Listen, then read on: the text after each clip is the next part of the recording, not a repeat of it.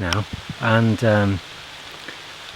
it's a different atmosphere completely to the other places I've been to. I've been here before, again it was 20 years ago, and I'm just keep this brief because I'm going to carry on walking. It's quite physically knackering. There's people coming down now as well, but I'm actually at the place where supposedly where the 200 or so Cathars were burnt at the stake, and I'll show you it in a second. It's a little monument, and yeah, when you think about the genocide again and the injustice and the war and the killing and the, and everything the Cathars said about this world being the world that was created by what they called the devil. Well, it was definitely the devil that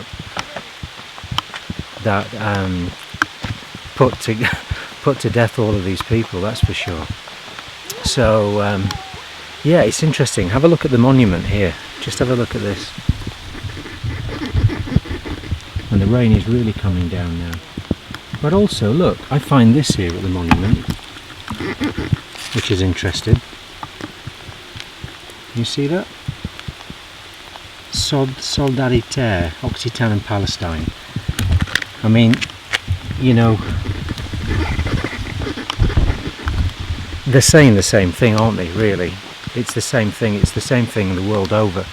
It's been a genocide the world over for thousands of years. In this case, 1,000 years. When this happened, obviously it's not going on now, but this is when this happened. Yeah, I'm gonna get some cover. I'm gonna get out of the rain, go for the trees, and I'll see you at the top.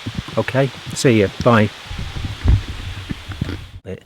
It's all impromptu, this. Anyway, I'm in Montségur, and if you can just see there, you'll see, look, this is the inner court of Montségur.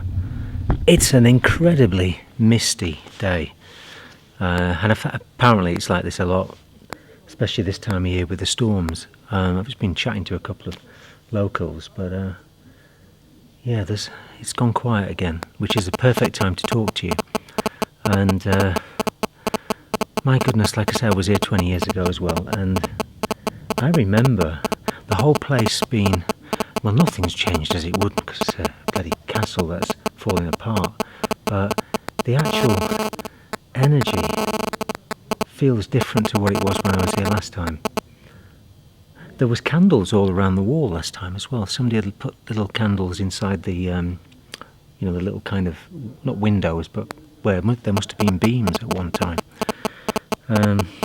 This was the place, historically, where the great history of the Cathars more or less came to an end.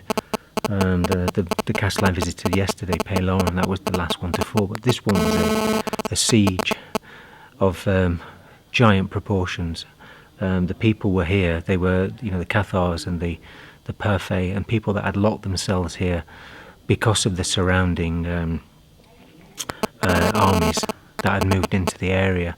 And I wish I could show you, but I can't because it's so cloudy. But you can see the view from here on a clear day, absolutely breathtaking. And you could imagine the apprehension as well of the people that were, locked up in here, keeping themselves away and safe from what was down there. And walking up, my God, I mean, I'm not out of shape, but that was heavy duty. And I think, can you imagine coming by horse and then you're going to come up here to fight? I think the last thing you'd want to do was, when you get to the top of here, is fight. You'd want to sit down, really. Never mind pulling your sword out.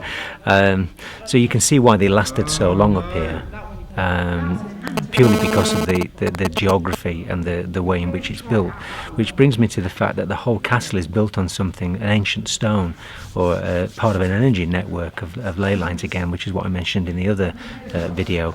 And the stone it's on is called the Pog, and you'll see photographs of it. It's kind of a sheer, rock, like a mound, a mini mountain with the white castle on top. A subject that I've wanted to paint over the years, and I did years ago. I painted this picture of what was Montségur on the Pog with the castle at the top, and a figure passing through it like a portal or dimension. And I've read enough books over the years, and there is this talk of an interdimensional portal here. and this portal again links to these places I was telling you about in the other video. So yeah, the Pog, the actual rock itself, was impenetrable. I mean, the crusading armies led by Simon de Montfort couldn't penetrate here for years, so that people were here, like I say, protected. It took Basques, Spanish Basques, to come in to climb the face of it and to use catapults to destroy it and all the rest of it to get up here. And what they did then, as I showed you earlier, is they frog marched down to the base of more or less to the bottom of the Pog, and that's where they supposedly, burnt at the stake over 200 Cathars in one big bonfire. Nice people, weren't they? When I saw the torture instruments up in Carcassonne that were used by the Spanish, the Inquisition, I say the Spanish Inquisition, it's not Monty Python, but the Inquisition and the Holy Roman Church, burning at the stake was not nice, but it was nice compared to some of the things I saw in Carcassonne. And then you've got all the other stuff that relates to that.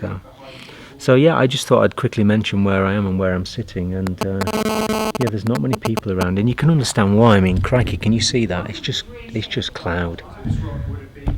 It's rained. It's been a storm. It's cooler up here actually. So yeah, time to reflect. Time to reflect. Okay, I'll talk to you in a bit. Bye. The last video I'm going to do, I think, I might do one on the road as I drive north, but I'm actually coming to the end of the trip. I'm in a little place now called Mirepoix, which is a very strange little place. I've been here before. I'd forgotten I had, but been here again 20 years ago. It was part of the same trip that I made. Yeah, it's a bit like a Glastonbury in France. No offence to Glastonbury. You know, it's not my cup of tea. I look like I should fit into Glastonbury, but it's not my cup of tea. And this place makes Glastonbury seem, kind of civil, really. And what I mean by that is that tonight I've just seen one character after another. It's been interesting. People bleeding with holding dogs and buskers and just kind of what would on one level look like a regular thing to the locals, but if you're from outside, you come in and thinking, hold on a minute, there's some characters, which brings me back to a concept I've had I've had this idea for a while now, which is that, and I've witnessed this in the UK, which is that the place is an open air lunatic asylum, and there's other people talked about it, but it is, isn't it? It's bloody crazy.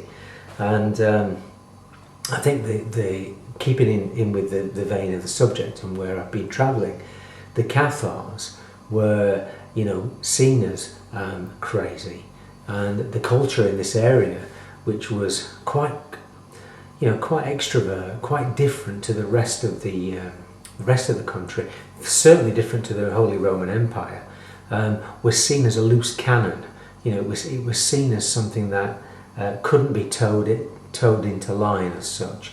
And I've been reading from a great book actually while I've been here. I've read it before, but I've been reading from it, and it's a book by a guy called Stephen O'Shea, called The Perfect Heresy, and it's an easy read for anybody who's interested in the subject. And basically, I mean, no matter what the authority of the time, what the Church, the Pope, the powers that be tried to get the Languedoc Roussillon to get the Cathars to do, well, even their own gentry, their own hierarchy, which I'm not into, but their own system of rule in this region wouldn't toe the line either. They wouldn't do as they were told. They were allowed to free wheel. They had this liberty, this free trade, You know, I'm trying to find the right kind of words to use, but I think you understand what I'm talking about. They had this kind of sense of freedom, which was outside of, not totally outside, but outside of the constraints of the Roman Empire or the Holy Roman Church. And it's interesting reading Stephen O'Shea's book about that particular concept. And I'm just going to read something to you which ties in with what I've been talking about since I've been here, which is a fascinating paragraph, which he says that for the Cathars, the world was not the handiwork of a good God. It was the creation of a force of darkness, immanent in all things. Matter was corrupt, therefore irrelevant to salvation. Little, if any, attention had to be paid to the elaborate system set up to bully people into obeying the man with the sharpest sword, the fattest wallet, and the biggest stick of incense. Stick of incense. Is that Glastonbury again? No, I'm only joking, Glastonbury. Anyway, worldly authority was a fraud, and worldly authority based on some divine sanction, such as the Church claimed, was outright hypocrisy, according to the Cathars. And what he goes on to say, and what I've been saying in some of the blogs, in some of the videos, sorry, is that the God deserving of Cathar worship for them was a God of light, who ruled the invisible, the ethereal and the spiritual domain. This God, unconcerned with material, simply didn't care if you got into bed before getting married, had a Jew or a Muslim for a friend, treated men and women as equals, or did anything else contrary to the teachings of the medieval church. It was up to the individual, man or woman, to decide whether he or she was willing to renounce the material for a life of self-denial, which I'll come back to in a second. If not, one would keep returning to this world, that is, to be reincarnated until ready to embrace the life sufficiently spotless as such to allow accession at death to the same blissful state one had experienced as an angel prior to having been tempted out of heaven at the beginning of time. Now, obviously, the Cathars were massively influenced by Christian doctrine, and their talk of angels and ascension and all these kind of things was pretty much part of their belief. One of the things that they did as part of their prayers and their services was something called the Consolidator, which was kind of a form of Eucharist, which is what the Catholic Church did, but theirs was much simpler in their own view. There was none of that partaking of bread and drinking the wine or the blood as such, which is what it was symbolically related to. The cannibal church of the Holy Roman Empire, but that's another subject. It goes back to Babylon, doesn't it? So, but what they did, the Cathars, was the laying on of hands, the healing, the consolidatum, and there was baptism and all that kind of thing. But to keep it simple, they were totally devoid, or disinterested, I should say, in any of the authority, the worldly authority of that time. That is the reason why they were removed. That is the reason why they had to be taken out, because if they gathered momentum and if they continued a pace of spreading their word, which was, as Stephen says in the book, the God of light, then they were in. The Vatican was in danger, because it was having a real sway in that area, in this area, over the rest of the control structure throughout Europe. So goodness knows what would have happened if they'd still been around. But what did happen, which I've been hinting at in the other videos, is that what did happen was that there was a planting of a seed, not least through music, through the arts, through creativity, through the imagination, of what became what we know historically as the Renaissance. There would not have been a Renaissance if it hadn't have been for the flowering of a culture in the southwest of France, going across into the borders of Italy, and so on and so on. if this not had been here, then the Renaissance, which in many ways was a re-emergence of what had gone before, with the likes of Da Vinci and all these other well-known figures that were connected, but at the same time truly inspired.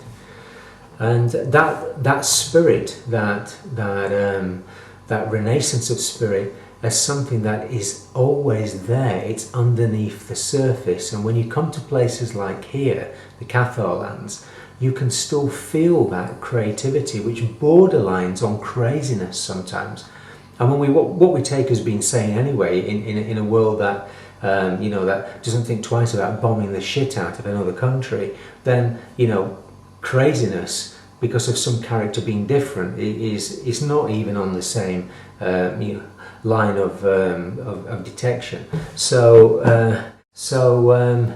Yeah, I mean, it's been the spirit of this energy in this land, and I've just been on a quick journey around seeing things, and it's made my it's made me reflect anyway on a few things, personal things, but at the same time it's been a lot easier this time, less hiking and more driving. Anyway, so I'm heading back north now. I'm going back into the north of France next. I'm going back, and I'll be going back home. And if you've been following the diary, I mean, these diaries have been posted after the fact, so they're not exactly as I'm doing it. But I just wanted to talk about about some of the subjects. So I will see you again shortly, no doubt. And thanks as always for for listening to the ramblings of an old fool. Okay, take care. Bye.